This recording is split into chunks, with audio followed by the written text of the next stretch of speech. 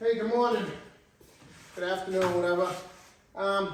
So I get a lot of people requesting information, asking about what we do as far as prep work and stuff. What do you do before you paint and this, that, the other thing?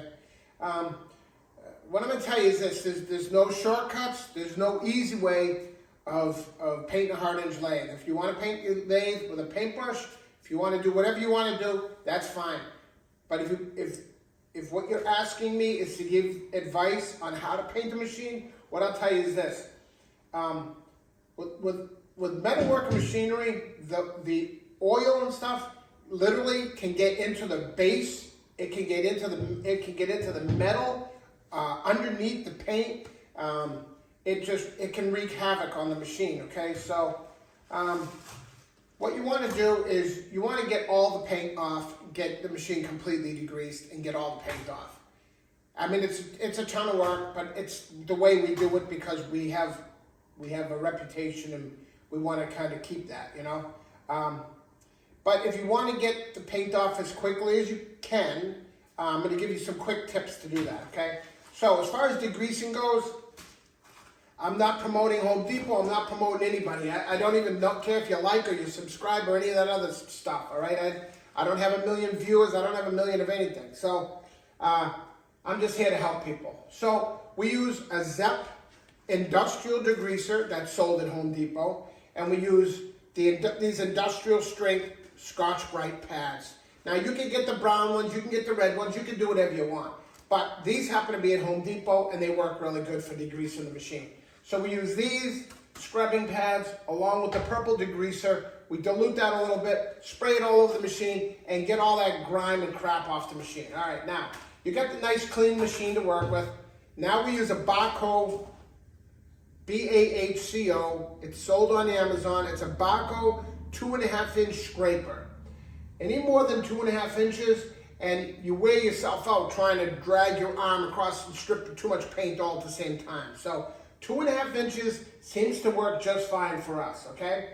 So it's got a carbide blade, and over time the blade will get dull. So do yourself a favor when you buy the scraper, get yourself an extra blade with it, all right? Because you're scraping metal on metal all day long. The other thing you can do, this gets kind of messy. This is an Avanti Pro stripper pad. Again, Jesus Christ, I sound like a Home Depot commercial.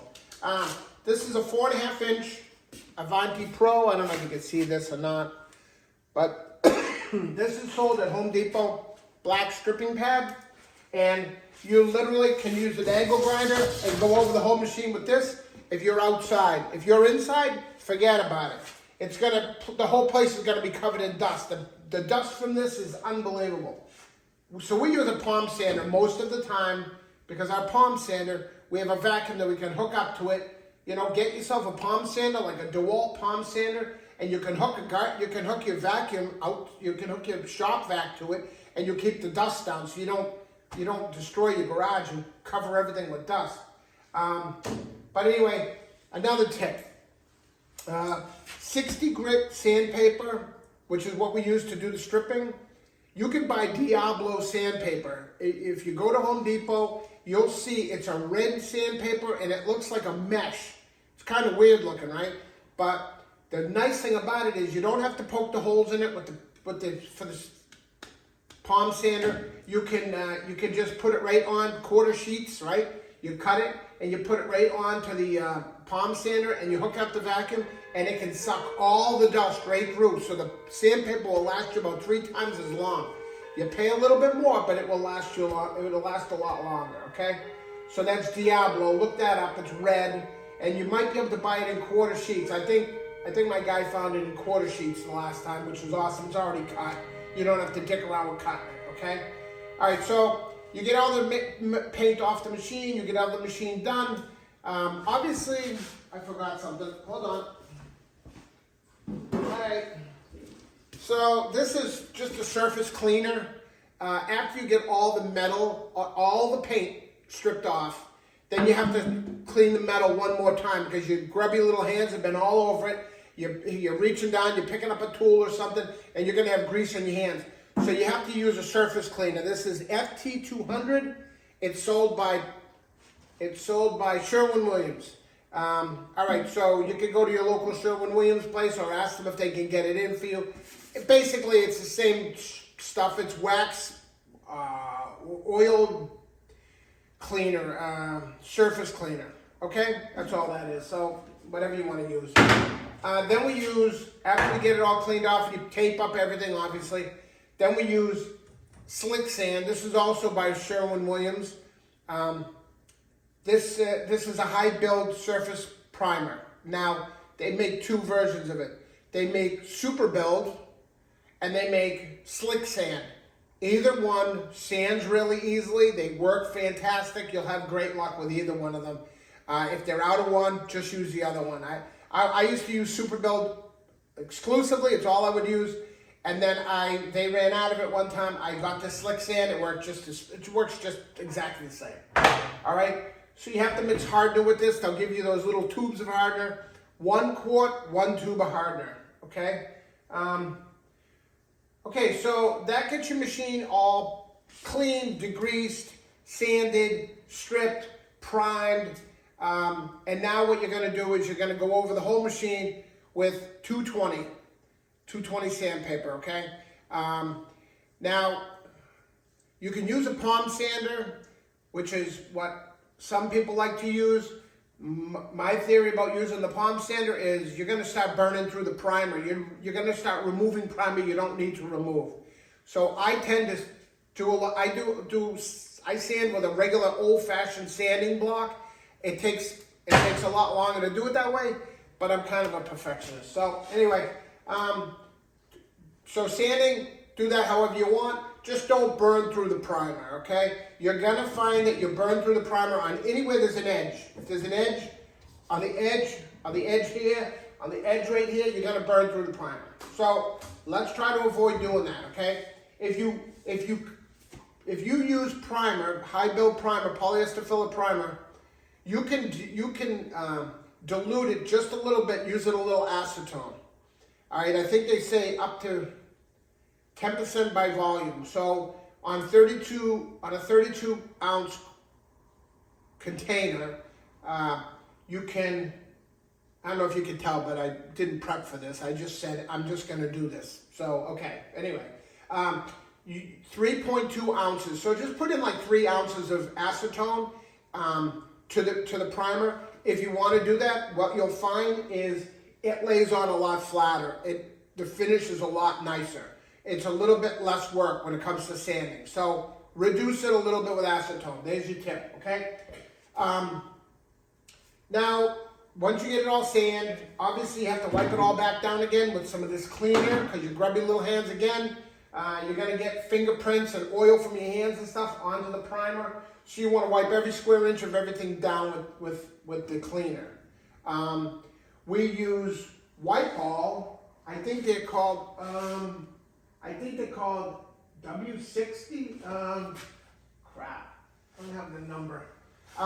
It's white balls. We buy them from MSC. It comes in a big white roll. Very little lint with those. And they're super strong and they hold up to the cleaner, okay? So you might want to look into that. Don't try to use regular paper towels or regular rags because they got lint in them. They'll come ripping apart. So you have to use some good wipes. Anyway, you get that done, and then it comes to the paint. Now paint, you got 2 choices. You can use base coat, clear coat, which we use on most of our paint jobs, or you can use single stage. If you use single stage, one thing you want to look out for is solvent pop. So make sure when you talk to them, when you're buying your paint, make sure you figure out what the temperature is, what the humidity is. And I mean, I know it seems a little overwhelming. It really isn't. You just talk to the guy when you're buying your paint and just give him your parameters. Just say, okay, I'm painting in my garage and it's going to be probably like 65, 70 degrees, not too humid, blah, blah, blah. He's going to give you a medium hardener, whatever. But here's the thing. Use as little reducer as you have to. with your paint. And I'll tell you why. What happens with your paint is the top layer of the paint starts to skim over. And then the solvent, which is the reducer, tries to get out. It tries to get out through that surface. And you end up with these little zits all over your machine, all right? Trust me, I've been there. So I thought I had done everything right. I was trying to switch over to single stage just to make life a little easier. And I ended up with a disaster on my hands. And the entire machine had to be stripped. That was a shit show. But, so let's use as little reducer as you have to with the FTG. Literally, if you can spray it after you've mixed the paint and the hardener together, if you have a tip on your gun that you can spray it as thick as it is, you might want to go that route. Or maybe 1 ounce, maybe an ounce or 2 of reducer. That's it. Don't put any more than that or you're going to end up with a giant mess on your hands, okay? So that's it basically. As far as base coat, clear coat goes, million different options as far as paint goes out there. Same thing with the base coat, clear coat. The difference with base coat, clear coat, so you can avoid solvent popping. Don't lay your paint on too thick. The tray, you'll have a tendency, everybody's going to have a tendency to lay the paint on way too thick. Don't put it on so thick, all right? Put on nice thin coats at a time. Give them a few minutes to flash between coats. Don't over and over and over. You don't want to do that, okay? And then before you put your clear coat on, you want to give your base coat plenty of time to dry. Give it about 2 or 3 hours minimum to dry, but no more than 24 hours before you put your clear coat on, okay? Clear coat can be really fussy, so if you're trying to do base coat, clear coat, if you haven't done it before, go nice and slow. Try your gun on a couple of test pieces first before you paint your machine, because it can end up being a runny mess. Clear coat is unforgiving. It takes nothing to get a run. If you can do a paint job without any runs, you're doing pretty damn good, I can tell you that much. So, so for the most part, if I had to suggest if you were doing a machine at home, I would say go with single stage, and I would use FDG, okay, by PPG. Let me give you the numbers right off the can.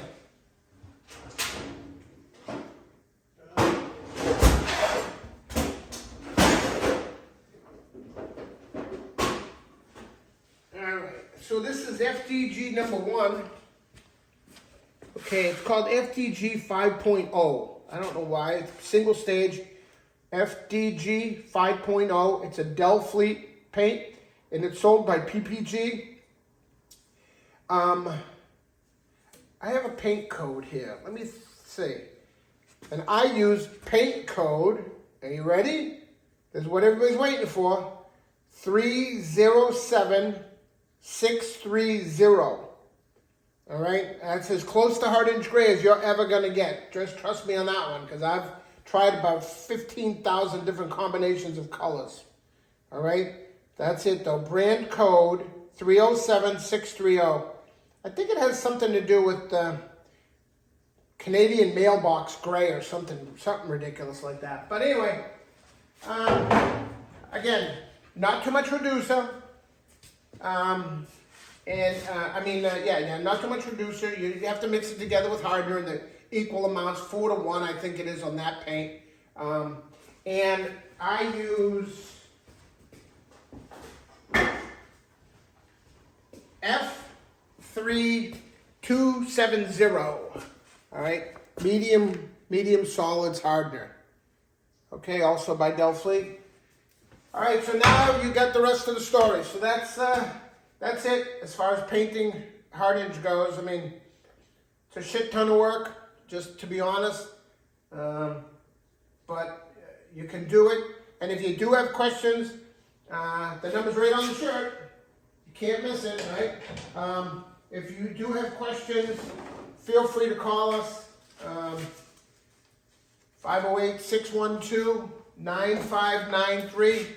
If you just need help with, you want to know what belts to use, or your pulley isn't working right, or something's making a noise, or blah, blah, blah, just call us up. I mean, don't be afraid to call us, all right? That's what we're here for. We like to be able to help people. So, all right, I hope this video, I wasn't at all prepared for this, but I've been getting so many requests. I just got another request yesterday. So I said, you know what, I'm just going to make the video. I'm just going to put it on YouTube.